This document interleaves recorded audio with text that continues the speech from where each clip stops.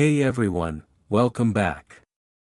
Tonight, we're heading into one of the darkest and most unsettling corners of Mississippi history, Natchez, 1847. This is the chilling tale of an enslaved boy whose arrival marked the beginning of a century-long chain of destruction that claimed an entire family across 3 generations. What happened to them was so bizarre, so relentless, that historians still argue whether it was coincidence, curse, or something beyond explanation. Before we dive in, let me know in the comments, where are you watching from tonight? And make sure you subscribe, because bringing these buried stories to light takes hours of digging through forgotten records, lost testimonies, and fragments of history most people never see. The story begins in the river city of Natchez in the year 1847, a place where silence often hid more than it revealed. The boy at the center of this mystery arrived not with a scream or a warning, but with an unsettling stillness that people talked about in hushed voices. Enslaved from birth and passed between owners as if he were nothing more than an entry in a ledger, he grew up under conditions that twisted the course of his life long before anyone understood the consequences. Those who encountered him as a child would later say that his eyes seemed too knowing, too watchful, as if he were carrying secrets much older than he was. The household that took him and treated him the way the system forced them to see him, something to work, not someone to understand, and this neglect created the first cracks in a story that would later be blamed for a century of misfortune. Rumors started quietly, the way they always do in small communities. A family illness here, a failed crop there, strange accidents that people struggled to explain. The boy wasn't openly accused of anything at first, but he became a silent symbol people looked toward whenever calamity surfaced. Even as a child, he had a way of being present at the edges of events that spiraled out of control, as though misfortune followed him instead of being caused by him. Some believed he was only a witness to a family already collapsing under the pressures of the time, others insisted that his presence was the thread running through every tragedy. What made the tale endure for generations wasn't a single event, but the growing fear that began during those early years, fear rooted not in what he did, but in what people convinced themselves he represented. By the time he was old enough to understand the whispers, the narrative had already spun far beyond his control. People avoided meeting his gaze, conversations stopped when he entered a room, families began to lock their doors earlier at night, as if that would keep history from repeating itself. He became a legend before he even had the chance to become a person in his own right. And as the years passed, those early suspicions hardened into a story that would outlive him, one in which a lonely, misunderstood boy became the centerpiece of a century of lost the town never learned to explain. When the family first took him in, they believed he would simply blend into the rhythm of the household, another quiet presence doing the tasks assigned to him. But almost immediately, unusual tension began to creep into the home. The boy rarely spoke, and when he did, his voice carried an unsettling calm that made people pause mid-sentence. He seemed to move through the house without sound, appearing in doorways or hall corners in a way that frightened even those who had known him for years. At night, some family members swore they heard him walking even though he was supposed to be asleep, and others claimed the house felt colder when he entered a room, as if the air changed around him. Small incidents turned into patterns the family couldn't ignore. Animals grew nervous around him, lamps flickered when he stood too close, arguments inside the home escalated out of nowhere, as if a quiet pressure hung in the walls whenever he was near. No one openly blamed him, but everyone felt it, a presence that couldn't be explained by ordinary means. The boy himself seemed aware of the unease he caused, yet he carried it with a resigned acceptance, almost as though he expected the world to react to him this way. His expression rarely shifted, and his silence became the background hum of the household, a constant reminder that something was happening beneath the surface. As the months passed, the family's emotional stability began to erode. Children grew restless. Adults became irritable. Even simple routines felt strained. People started avoiding certain rooms, certain hours, certain conversations, because they noticed how quickly peace could crumble when he was nearby. Yet no one could pinpoint anything he had done. It was the way accidents clustered around him, how misfortune always seemed to arrive through the smallest cracks when he was present. The family began to watch him carefully, not out of cruelty, but out of fear they didn't know how to articulate. And still, the boy remained quiet, watching the world through eyes that seemed to hold a story no one dared to ask about. The first real shift in the family began subtly, almost like a change in the weather, something you feel before you understand. It started with the eldest son, a confident young man who had always been steady, grounded, almost impossible to shake. But after the boy arrived, that steadiness began to crack. At first, it looked like simple fatigue, restless nights, dark circles under his eyes, a distracted stare when someone spoke to him. He claimed he was fine, but the people around him noticed how he started avoiding certain rooms, especially the ones where the boy spent most of his time. Soon, his personality changed in ways no one could explain. He became jumpy, overly alert, as if he were constantly listening for something unseen. He developed a habit of glancing over his shoulder, even in broad daylight. Friends said he seemed haunted, like he carried a worry he couldn't put into words. He stopped laughing the way he used to. He withdrew from the activities he loved. The confident young man slowly turned into someone who moved cautiously, spoke softly, and glanced nervously at every shadow. The family tried to help him, at first with gentle concern, then with increasing worry, but the more they pushed, the more distant he became. He said the house felt wrong, that there were moments when he sensed someone watching him even when he was alone.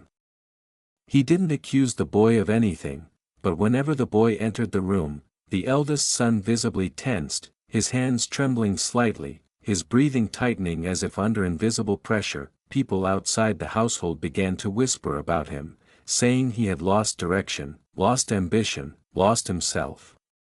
But the family knew it wasn't that simple. They had watched the change happen day by day, layer by layer, until the young man they knew became almost unrecognizable. And through it all, the boy remained silent, observing with an unreadable expression, as if he had seen this unraveling before, as if he knew exactly how it would end. As the eldest son continued to unravel, the strange pattern didn't stop with him. What began as one person's decline slowly spread like a quiet shadow through the rest of the household, touching each member at different moments and in different ways. It was never loud, never dramatic at first, just small, unsettling shifts that only made sense in hindsight. The father, a man known for his strict discipline and clear-headed authority, started making mistakes he had never made before. He misplaced important documents, forgot the names of longtime workers, and wandered the halls late at night as if searching for something he couldn't find or couldn't remember. The mother, usually composed and steady, began waking from nightmares she couldn't describe, gripping the edge of her bed with shaking hands. She stopped hosting gatherings, stopped seeing friends, stopped leaving the house altogether. Servants whispered that she sometimes stood outside the boys' quarters for several minutes at a time, staring at the door with a mixture of fear and pity, as though she sensed something deeply wrong but didn't know how to respond. The younger children felt it too.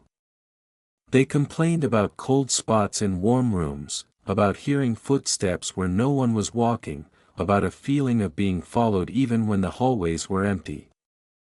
Their laughter faded. Their curiosity dimmed. They grew quiet, too observant for their age, watching the adults with wide eyes as the house's unease thickened day by day. What made all of this even more disturbing was how the boy never reacted. He didn't appear frightened, confused, or troubled by the tension tightening around the home. If anything, he seemed strangely separate from it all, as though he were untouched by the atmosphere affecting everyone else. People tried to speak with him, tried to draw him out, but he rarely answered, and when he did, his responses were short, calm, almost eerily controlled. Those who worked on the property began whispering that the family wasn't just struggling, they were deteriorating. Piece by piece. Mind by mind. And every time someone brought up when the decline had started, the timeline led back to the same moment, the day the boy was brought into the household. That it wasn't proof. It wasn't a confession. It was simply a pattern, one that no one wanted to acknowledge but no one could ignore. As the family continued to unravel, the people working on the property couldn't help but notice the pattern forming around the boy. At first, the whispers were hesitant, almost guilty, like no one wanted to say his name too loudly. But the unease grew stronger every day. Conversations that once revolved around chores, harvest seasons, or household routines shifted into quiet warnings and wary glances. Workers avoided walking too close to him, even though he never acted out or threatened anyone. It wasn't his behavior that frightened them, it was the atmosphere that followed him. Some claimed he never blinked at the right moments, or that he stared into corners of rooms as if he saw something no one else could see. Others said animals avoided him, stepping back or bolting in the opposite direction whenever he approached. A few even swore that the boy talked to himself at night, but when asked what he was saying, they couldn't describe it. They just repeated the same phrase, "It didn't sound like talking." News traveled quickly across the quarters. People who had lived on plantations their entire lives, people who had seen cruelty, sickness, storms, and losses, they knew what normal fear looked like. This was not normal fear.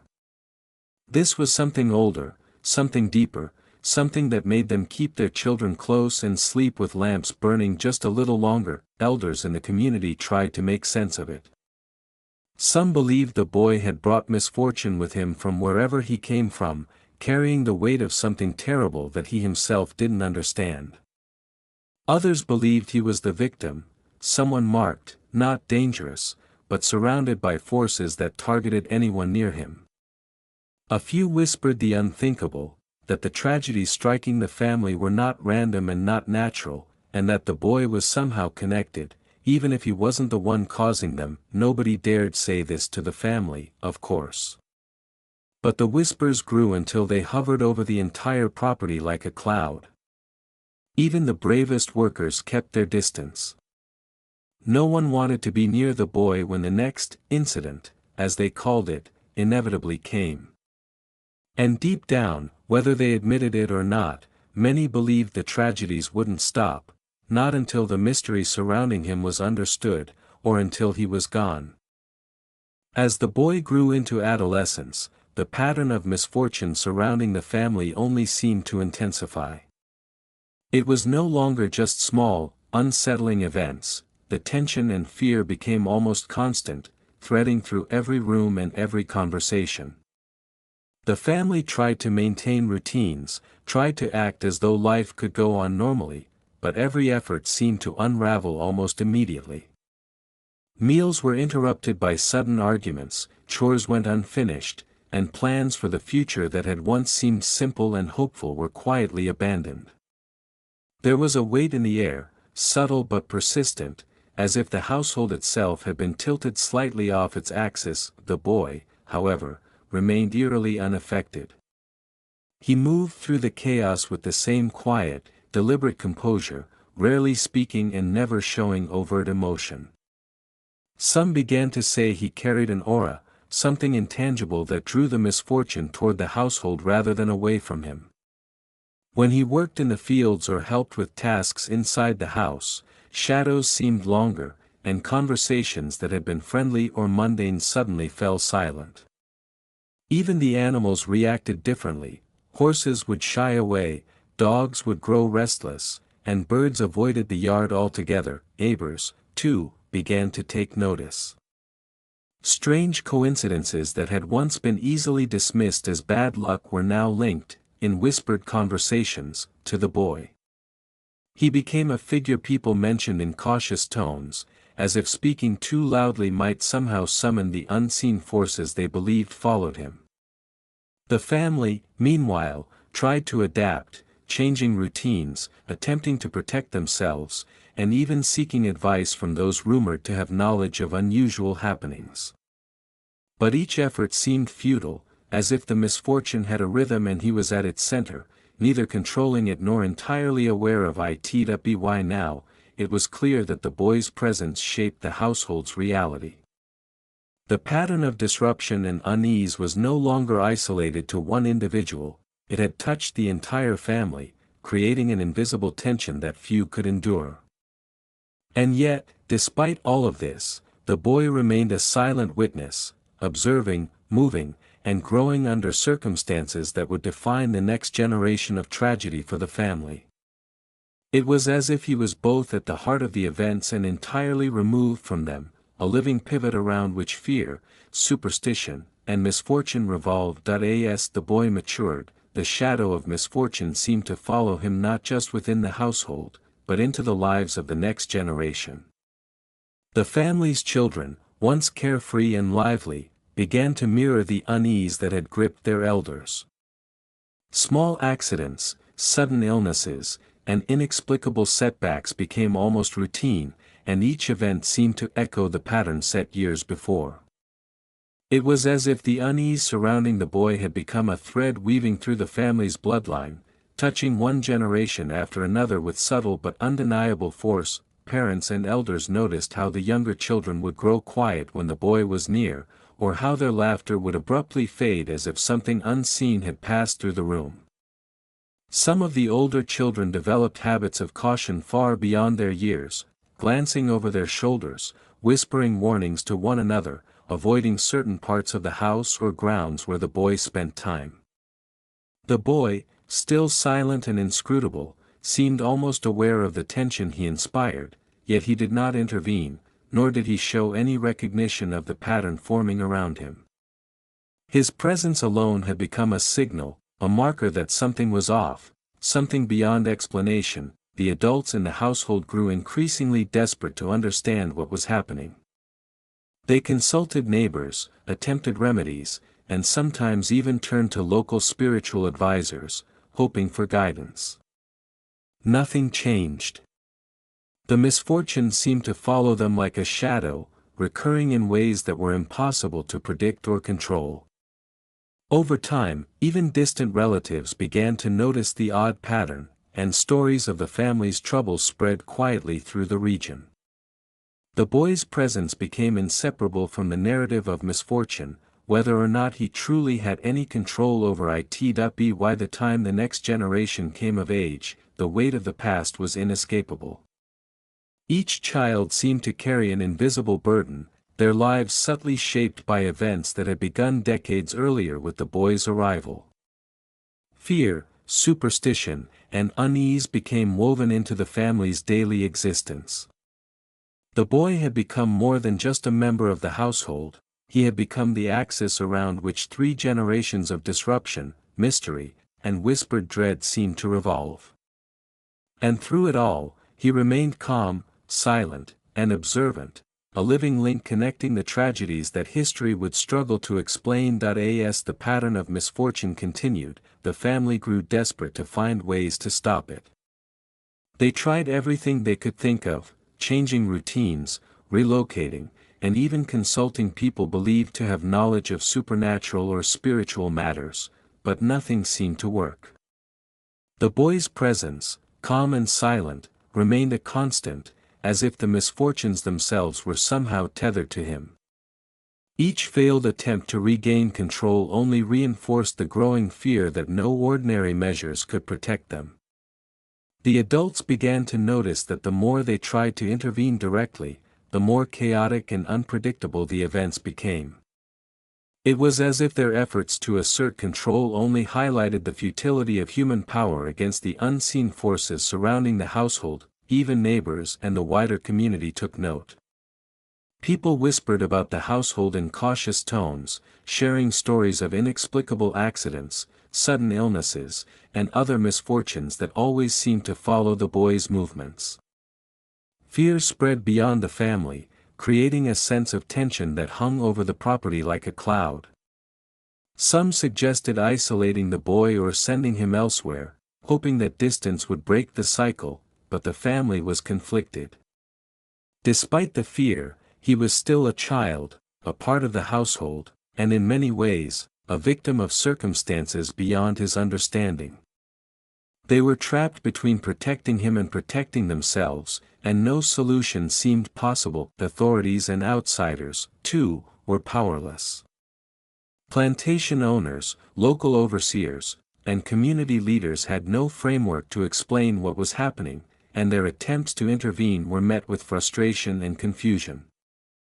The boy remained calm, almost detached, moving through the household and the grounds without altering the pattern that had taken hold. His presence had become the pivot around which the family's tragedies turned, a silent force that neither sought to harm nor could be removed.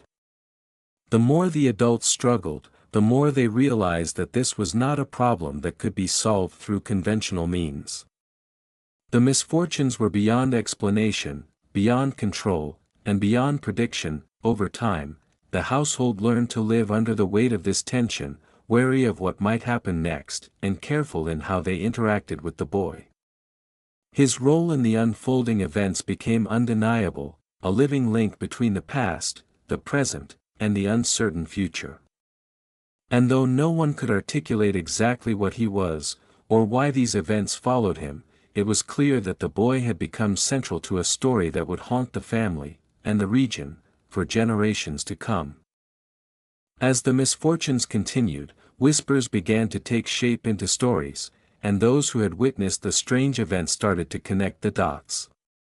Neighbors, distant relatives, and even other workers on nearby plantations began recounting incidents that had touched the family, noticing that each tragedy seemed to trace back, in some way, to the boy. People spoke of patterns that were too consistent to be coincidence, of losses and setbacks that always seemed to follow the boy's movements or presence. Whether it was illness striking one family member or sudden financial ruin, the timeline repeatedly led to the same origin: the boy who had arrived quietly years before. Witnesses described small, seemingly insignificant details that grew into undeniable links. They noticed how the family's mood shifted when he entered a room, how their routines faltered, and how even the smallest miscalculations escalated into larger disasters. Over time, people began to narrate these events as cautionary tales, teaching children and neighbors to be aware, to watch the subtleties of their surroundings, and to remember the boy's quiet, unsettling presence. These accounts, passed down orally, emphasized not only the tragedies themselves but also the inexplicable way the boy seemed tied to them. Though no one could explain how or why, the boy became the focal point of every story of misfortune connected to the family. Even those who were skeptical admitted that the pattern was impossible to ignore. What made the accounts compelling wasn't just the frequency of the incidents, but the uncanny consistency: 3 generations of the same family, affected in ways that seemed to defy ordinary explanation, all tracing back to the same household and the same child. The witnesses' stories were fragmented, incomplete, and often contradictory, yet they shared a common thread: a recognition that the boy's presence marked a turning point in the family's history. People spoke quietly, sometimes hesitantly, afraid that mentioning him openly might bring attention or repeat the cycle. And in these quiet whispers, the legend began to take shape, not as a tale of blame, but as a record of something extraordinary, something no one could fully understand, something that tied the boy to a series of events that spanned decades. As the years passed and the family's tragedies accumulated, the final heir of the household seemed destined to carry the full weight of the pattern that had plagued his ancestors. From a young age, he was aware of the unease surrounding his family and the boy who had come to symbolize so much of it. He grew up under whispered warnings, under the shadow of misfortune that seemed woven into the very walls of the house. Every achievement, every attempt at a normal life, was met with subtle disruptions, small setbacks that added up over time, reinforcing the sense that no matter what he did, he could not escape the past. Friends and distant relatives observed the same pattern that had haunted the previous generations. They saw how his confidence would falter at unexpected moments, how minor accidents or illnesses seemed to cluster around him, and how his household was never truly at peace. Some tried to offer guidance or advice, pointing to practical solutions or spiritual remedies, but none of it seemed to hold. The cycle that had begun decades earlier with the boy's arrival continued, as though it had been written into the family's fate. The heir's life became a careful balancing act between hope and fear. He attempted to honor the memory of those who came before him while simultaneously trying to break free from the mysterious influence that had shaped their lives. Every decision was made cautiously, every plan tempered by the knowledge that misfortune seemed to shadow him, following in patterns too precise to ignore. And yet, despite the weight of this history, he carried on, a testament to resilience in the face of forces he could neither name nor control. By the time he reached adulthood, the family's story had solidified into legend. Outsiders rarely spoke of it openly, and even the locals who remembered the boy's arrival decades earlier treated the events as a whispered cautionary tale rather than verified history. But the heir lived with the knowledge that the mysteries surrounding the boy had not ended, that they had become a part of him, and that the shadows of the past would always linger, shaping the final chapter of a family whose misfortunes had spanned 3 generations. In the end, the heir's life served as a living testament to the enduring, enigmatic impact of the boy who arrived quietly in Natchez all those years before, a presence that would echo in memory long after the family itself had faded. As the boy's presence became inseparable from the family's series of tragedies, the wider community struggled with how to handle the story. People who had witnessed incidents or heard first-hand accounts began to speak in hushed tones, sharing the tale only with those they trusted. The fear surrounding the boy was no longer confined to the family, it had spread outward, creating an invisible tension in the streets, the markets, and even the neighboring plantations. Conversations about him were carefully moderated, too much detail, too loud a voice, and the story itself seemed to grow more real, more threatening. In people's minds. Those who carried the story forward often did so through oral history, passing it quietly from one generation to the next. Families would gather around fires or in kitchens, recounting the mysterious series of misfortunes and the boy whose presence seemed to coincide with them. Each retelling added layers, sometimes blending fact and memory with the natural embellishments of human storytelling. Over time, these whispers preserved details that had been erased or ignored in official records, creating a living history that existed outside of written documentation. The oral tradition ensured that the story could not be fully erased, no matter how much people tried to forget it. Even as the years passed, and the original witnesses aged or passed away, the memory of the boy and the misfortunes that surrounded him remained alive in the community. The story became a tool for caution, a way to explain the unexplainable, and a reminder of the fragility of human plans in the face of events that defied logic. The boy himself became larger than life in these retellings, not as a villain, but as a symbol of the unknown, the mysterious force that seemed to thread through the family for generations. Through these whispered accounts, the legend endured, connecting the past with the present. Even without written evidence, the community's memory kept the story alive, embedding it into the cultural consciousness of Natchez. It became more than a tale of misfortune, it became a shared warning and a story that demanded attention, one that reminded everyone that sometimes, the most profound mysteries are those that cannot be fully explained, and that even the quietest presence can leave a lasting imprint on generations to come. As the family's story circulated through the community, the boy became more than just a silent witness to misfortune, he became a figure of fear and, paradoxically, a figure of respect. People recognized that the patterns of tragedy that followed the family were extraordinary, and they began to treat the boy with a mixture of caution and reverence. His presence commanded attention, not because of any overt action, but because of the weight of history that seemed to cling to him. Even those who did not know him personally instinctively understood that he was at the center of a story that could not be ignored. The household itself grew increasingly aware of this perception. Friends and distant relatives who visited hesitated before speaking in his presence. Adults softened their tone, children watched quietly, and strangers often left the property quickly, unsettled by a sense they could not name. Over time, the boy's quiet demeanor, his calm observation, and the patterns of misfortune that seemed to follow him coalesced into an aura that made him both feared and respected. People didn't dare challenge him, and they didn't dare dismiss him.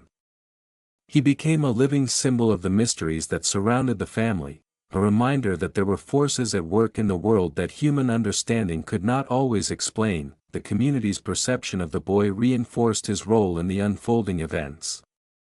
Their fear made them cautious, their respect made them attentive. And in this combination, the boy's presence became more significant than any single action he could take.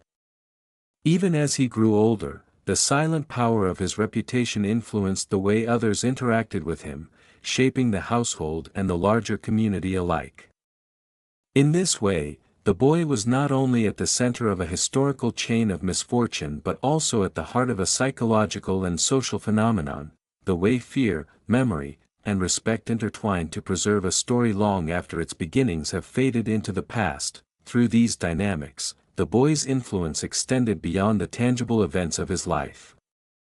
He became the axis upon which the family's tragedies, the community's perceptions, and the unfolding legend turned, ensuring that his presence would be remembered, discussed, and whispered about for generations. His life illustrated that sometimes, the mere presence of a person, coupled with extraordinary circumstance, can shape the course of history in ways that no one could predict or fully understand. Over time, the boy's story became woven into the hidden folklore of Natchez, carried in whispers, warnings, and half-remembered tales that refused to die. Even as decades passed and the family faded from prominence, the memory of the boy and the misfortunes tied to him lingered in the minds of the community. He was no longer just a person from the past, he had become a symbol of the unknown, a touchstone for all the inexplicable events that defied simple explanation. People spoke cautiously, aware that the boy's story was more than rumor, it was a shared memory, a collective acknowledgement that certain things in life could not be controlled or fully understood. Storytellers, local historians, and later generations added layers to the narrative, embellishing events while preserving the central thread. The boy had arrived quietly, and from that moment on, misfortune seemed to shadow one family for 3 generations.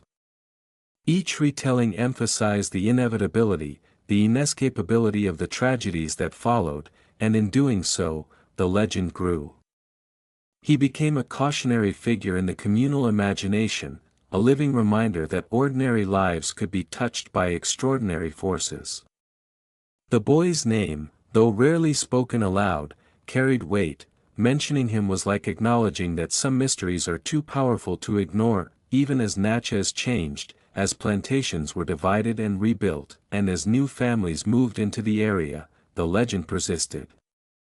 Children learned the stories from older relatives, neighbors referred to the events in hushed tones, and the boy's presence, long after he had grown to adulthood, continued to haunt the collective memory of the town. His story was no longer just about a single household or a series of tragedies, it had become part of the cultural identity of Natchez, a tale that reminded the community that some histories, no matter how deeply buried, refused to be forgotten. Through folklore, oral histories, and quiet remembrance, the boy transcended his time and place. He became the focal point of a narrative that explored human fear, superstition, and the way memory preserves what written records may attempt to erase. In this way, the boy's presence endured, linking past and present, and leaving an indelible mark on a town that would never forget the century of disruption his arrival had set in motion. As the boy's story continued to echo through the decades, it became more than just a tale of misfortune, it became a lesson, a warning, and a reflection of the fragility of human life in the face of forces beyond understanding. Parents would tell their children about the boy and the family he had touched, not to frighten them with grotesque details, but to impress upon them the importance of awareness, caution, and respect for the unknown. The story was repeated in whispers by those who had lived nearby, ensuring that the legacy of misfortune remained a guiding presence in the community's collective memory. The narrative evolved into a tool for understanding life's unpredictability. People interpreted the boy's story as a symbol: no one could control every outcome, no one could prevent every tragedy, and sometimes, even the smallest presence could alter the course of multiple lives. The family's ordeal became a reference point for discussions about fate, chance, and the limits of human control. Even those who were skeptical of superstition admitted that the pattern of events surrounding the boy was impossible to ignore, and that the story carried lessons about vigilance, caution, and humility in the face of life's uncertainties. In addition to its moral and cautionary value, the story also became a way for the community to process collective trauma. By telling and retelling the events, people could explore their own fears, acknowledge loss, and create a sense of continuity across generations. The boy's presence, once a source of tension within a single household, became a lens through which the entire town could examine the fragility and resilience of human life. His legend reinforced the idea that some histories are too complex and profound to be captured in records alone. They live instead in the memories, conversations, and imaginations of those who carry them forward. Through these retellings, the boy's story achieved a permanence that official documents could not provide. It became a part of Natchez's hidden identity, a narrative thread linking past to present, caution to curiosity, fear to respect. The community learned that some presences leave marks that endure far longer than any single life, and that understanding history often means listening carefully to the stories passed down in whispers, from one generation to the next. The boy's legend, in all its complexity, became an enduring reminder that even the quietest arrival can shape lives and echo through centuries.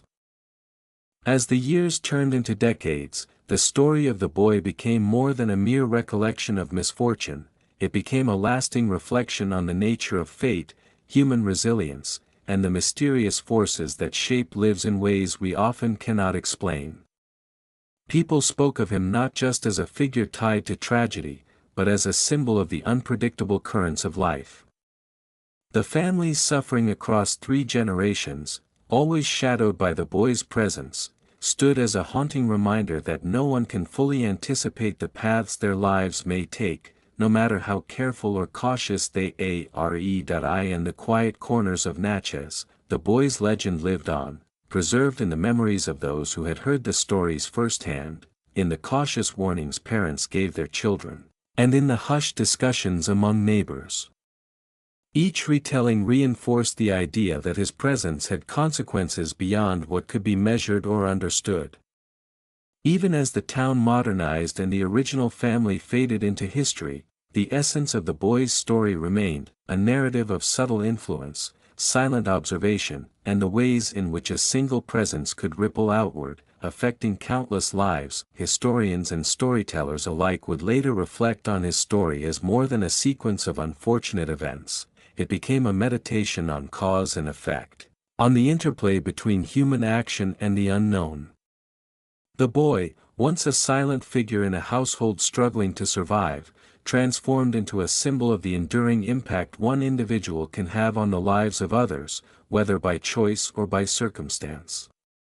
His story demonstrated how fear, curiosity, and memory intertwine to create a narrative that transcends generations, leaving an indelible mark on those who encounter it. Even today, the boy's presence lingers in the imagination of Natchez and beyond. The cautionary tales, the whispered warnings, and the oral histories ensure that his story continues to influence, to intrigue, and to unsettle. He became more than a child in a household. He became a touchstone for understanding the complex, sometimes unexplainable ways life shapes itself around us. In the end, His legend reminds us that the smallest, quietest presences can leave marks that echo far beyond their immediate surroundings, shaping lives and stories for generations to come. After decades, the question that haunted everyone who had heard the boy's story remained: was he cursed, a harbinger, or simply a witness to a chain of events beyond human understanding? No one could answer it with certainty. The boy himself never spoke of his role, never offered explanations, and lived his life quietly, seemingly unaware of the legend that had grown around him. Yet the consequences of his presence were undeniable, etched into the lives of a family that struggled across 3 generations, and into the memories of a community that could not forget. People debated endlessly. Some claimed he had been marked by forces older than anyone could comprehend, others argued he was innocent, a child caught in circumstances he could neither create nor escape. The ambiguity of his existence only added to the fear and fascination. The family's tragedies, combined with the boy's quiet presence, created a story that was impossible to resolve neatly, leaving historians, storytellers, and locals with more questions than answers. It was a mystery that refused to be solved, a haunting echo of what happens when life's events align in ways that defy logic and expectation. Over time, the question itself became part of the legend. What was he? People would ask in whispers. Why did these things happen? The uncertainty ensured that the story endured, passed from one generation to the next, preserving its power and mystery.